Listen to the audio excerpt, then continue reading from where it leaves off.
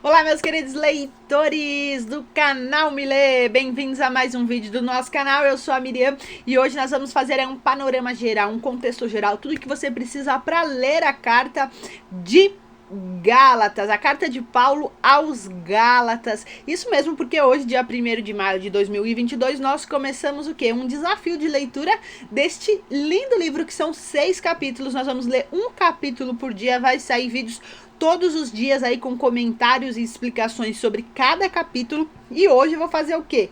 Um panorama geral. Tudo que você aí precisa saber para ler. Ou você vai começar a ler, você já vai ter um contexto, você já vai ter um plano de fundo. Você não vai ficar, talvez, tão confuso. Mas por que disso, daquilo e daquilo outro, entendeu? Então, se você estava procurando algo em relação aí à carta de Paulo aos Gálatas, já se inscreva aqui no nosso canal, deixa o seu like aí, me ajuda a fazer essa mensagem ir mais longe, tá bom? Então, o que a gente precisa entender? Algumas coisinhas aí, antes de eu dar os tópicos que eu faço, que vocês já estão acostumados. Se você não tá, você vai ficar, então, tranquilo, tá bom? Que é o seguinte, a primeira coisa aí é o quê? É que as cartas aí de Paulo, né, elas não estão na Bíblia por ordem cronológica. Né? E os estudiosos, os teólogos dizem que provavelmente a primeira carta que Paulo escreveu foi a de Gálatas. Então não foi a de Romanos, não foi a de 1 Coríntios, 2 Coríntios, né? Que a gente tá indo aí tá vindo aí na ordem, né? Do Novo Testamento. Então, provavelmente ela foi a primeira carta escrita pelo apóstolo Paulo. E uma coisa interessante dessa carta é que ela é a única carta de Paulo que não é dirigida apenas para uma igreja. Isso mesmo. Porque Gálatas não é uma igreja. Gálatas, na verdade, é uma região, que é a da Galácia, a região da Galácia. E nessa região tinham 4 igrejas. Então a gente fala que essa carta é uma carta aí coletiva, né? Que vai ser endereçada para 4 igrejas. E essas 4 igrejas estão lá em Atos 13 e 14. Depois você leia Atos 13 e 14. Que foi a primeira viagem missionária do apóstolo Paulo, que ele implantou, que ele começou essas 4 igrejas na região da Galácia, que é Antioquia da Pisídia, a segunda é Icônio, a terceira Listra e a quarta é Derbe. Essas eram as 4 igrejas. Vai lá, lê depois Atos, tá bom? Atos 13 e 14 que você vai ver lá. E qual que era o propósito aí do apóstolo Paulo, né? Era defender seu apostolado, porque tinha a questão ali dos judaizantes. A gente já vai falar um pouquinho sobre eles, que eles começaram a atacar o apóstolo Paulo, porque eles acreditaram, para as pessoas se converterem por total, elas tinham que seguir a lei de Moisés, fazer a circuncisão, e aí eles começaram a atacar por incredibilidade aí o apostolado, o que o apóstolo Paulo pregava sobre o evangelho de Cristo. Então, a carta aí, uma dos objetivos, dos propósitos é o que? É defender o seu apostolado, é defender o evangelho, porque eles estavam colocando em xeque o evangelho, o que o apóstolo Paulo estava falando, e defesa aí também da ética cristã. Então, é basicamente isso, mas vamos ver mais detalhadamente, tá bom? Então, já vai deixando aí o seu like, deixa eu passar para o meu próximo slide aqui. Então, vamos lá, como esse é um checklist que a gente faz aí de todos os livros, né? Autor apóstolo Paulo, como já falamos, escrito entre 49 e 55 depois de Cristo. O título aí a partir do destinatário dessa carta, a igreja em Galácia, né? A gente pode pôr aí as igrejas em Galácia. E qual que é o contexto? O contexto aí é o seguinte: os judeus, em maior parte que os gentios nas igrejas primitivas, tal como em Galácia, assim muitas questões e perguntas surgiam quanto aos não-judeus que entravam para a igreja. Então tinha essa coisa aí do judeu, do não-judeu, se é circunciso, não é?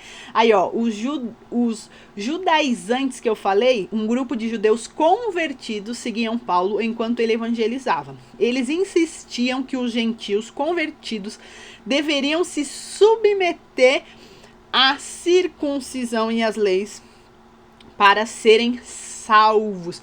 Então, a gente vai entender aí, mas eles estavam colocando aí, você só ia ser salvo se você se convertesse ao judaísmo, se você fizesse a circuncisão, as leis, cumprisse as leis de Moisés e tudo mais. O livro de Gálatas é uma resposta aos ensinos errôneos, que é essa questão aí de cima que nós lemos, certo?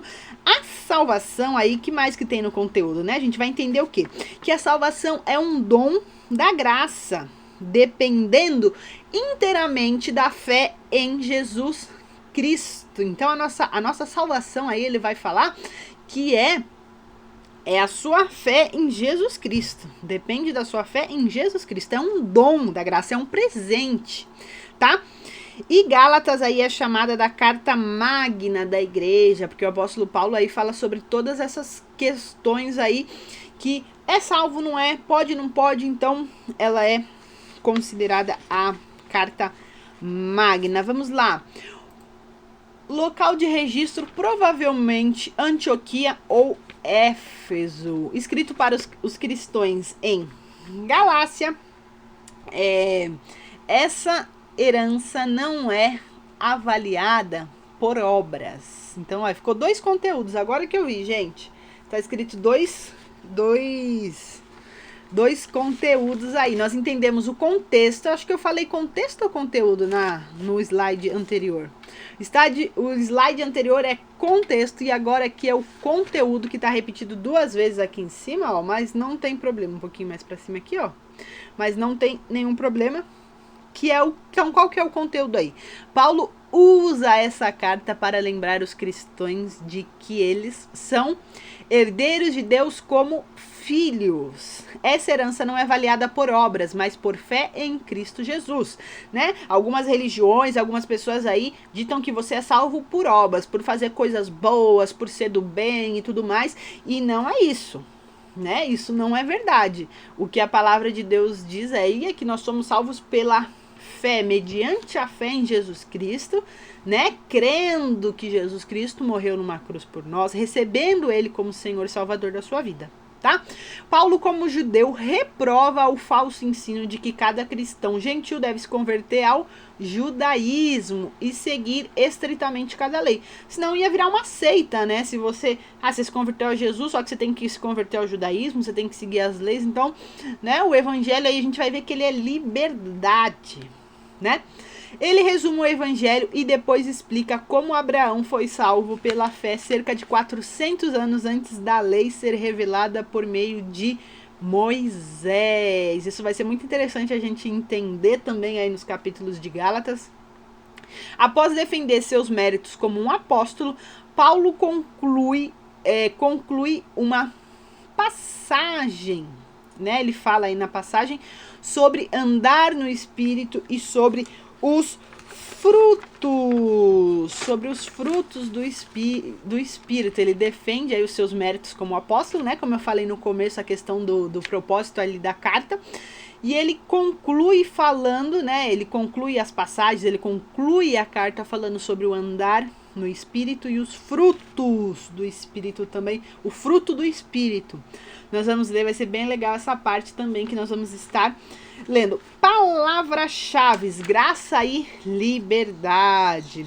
Não por nossas obras, mas pela graça de Deus que estaremos justificados e inclinados a termos um relacionamento correto com Deus. Então não é por obras, não é porque eu sou bonzinho, não é porque eu sou bonitinho, não é porque eu ajudo as pessoas, né, que nós temos um relacionamento com Deus, é pela graça, tá? E essa liberdade foi dada por Deus para nós.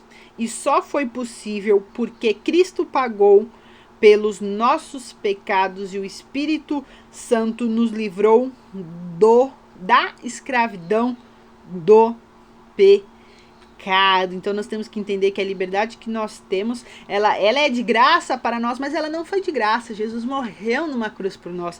Jesus aí levou os nossos pecados na cruz e pelo Espírito Santo nos livrou da escravidão do pecado. Então isso é algo muito importante que a gente precisa aí entender e captar, tá bom, gente? Estou terminando aqui, ó, os tópicos, então. Quais são os nossos tópicos? A lei foi dada para revelar a culpa e a imoralidade do homem. Viver sobre a lei é servidão. Viver pela fé é liberdade. Os cristãos não são obrigados pela lei. Cristo os libertou. Liberdade não é licença para continuar pecando. Não é continuar aí em pecado, né? E, infelizmente, nós às vezes estamos vivendo um evangelho muito que, né, essa questão da liberdade, da graça, tô vivendo na época da graça e as pessoas fazem o que querem, pecam e acham que está tudo bem. Nós vamos falar sobre esse tema também, que é polêmico, né, gente?